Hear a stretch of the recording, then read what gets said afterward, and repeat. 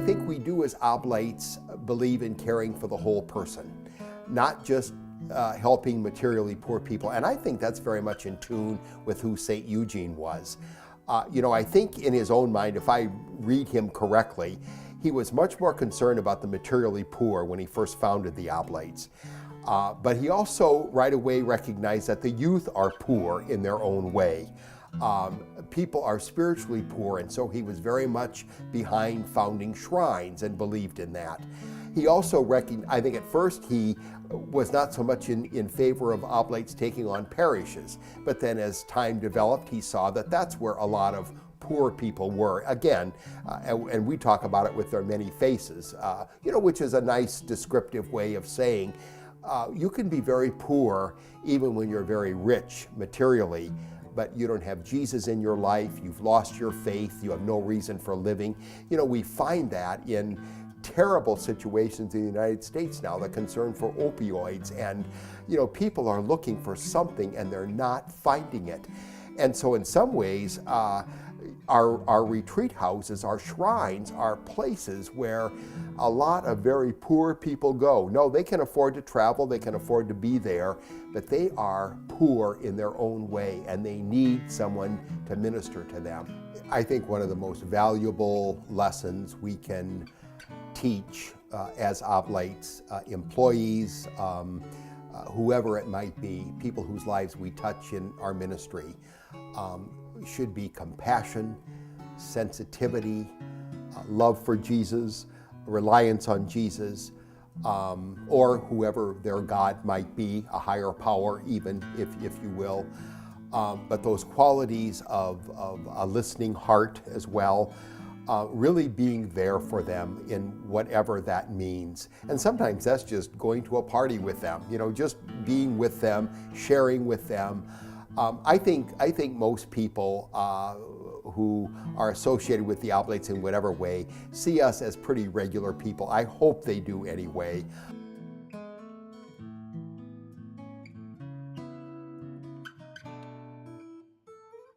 I think probably it has a lot to do with how Jesus works with us in our hearts.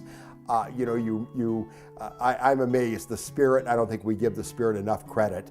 He just works through ordinary people, events, circumstances of our life. And if you get to know Oblates and you like them and you appreciate how they deal with people and who they are with people, and this is attractive to you, I think that's a pretty clear message from the Spirit that this is probably what you should do. And I think that's normally the process by which it happens. You visit, you learn, you meet Oblates, you love their approach, who they are, and so that's why you join. But yeah, I am very encouraging of Vocations. We have 3 guys full-time in the States doing vocation work.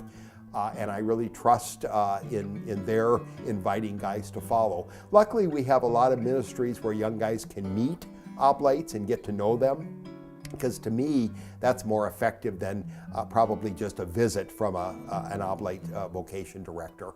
But I just trust that God's going to touch their hearts and lead them to us. And we're doing pretty well, actually, holding our own, at least in that situation.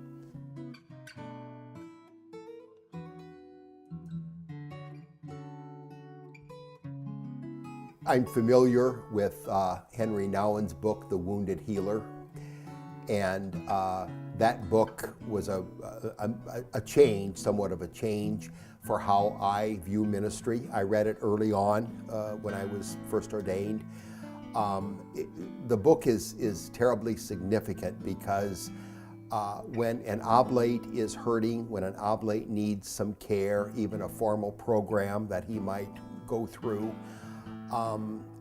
I've learned that probably is going to make that Oblate a better minister, a more sensitive minister, a more compassionate person.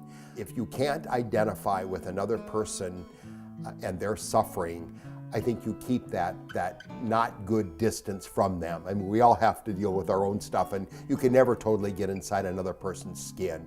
But I'll never forget, there was a retreat I went to, Father Joe Nassel gave it, and his brother had committed suicide.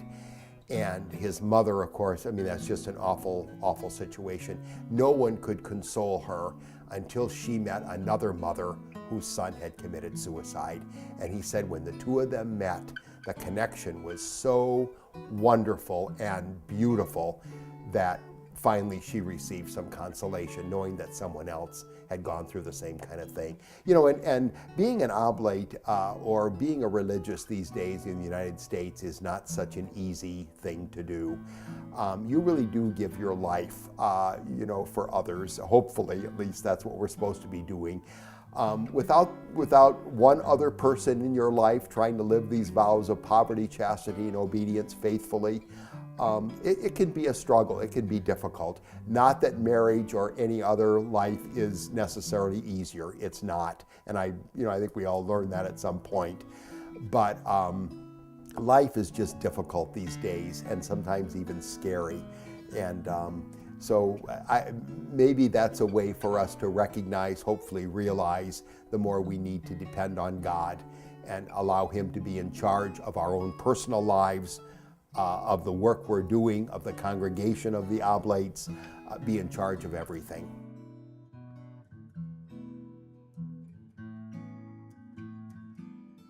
Prayer, prayer, prayer. Like location, location, location. But it is. I wake up in the night and wonder often what I've said to people, what I did that day. Did I offend anyone?